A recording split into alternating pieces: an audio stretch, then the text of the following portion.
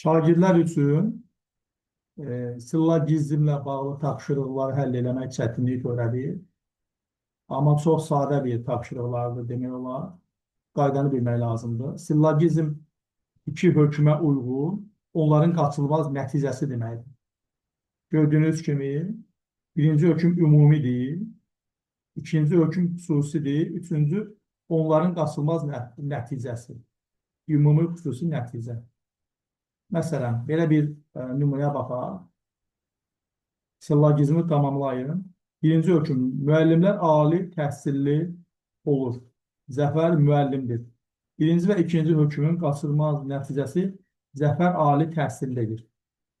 Yəni buna məntiqdə deduksiya da deyirlər. Ümumidən xüsusiyə gəlmən. İndi buna uyğun bir tapşırığa baxaq. Bu da qaydalarla bağlı tapşırıqdır. Təsirli halda olan söz xəbər ola bilməz. İkinci hökm, məktubu sözü təsirli haldadır. İndi siz də buna cavab tapa bilərsiniz.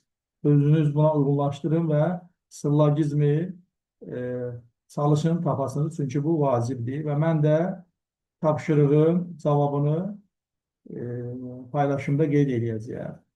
Və yaxud da mənə yazıb cavabını dəqiqləşdirə bilərsiniz. Bu qədər.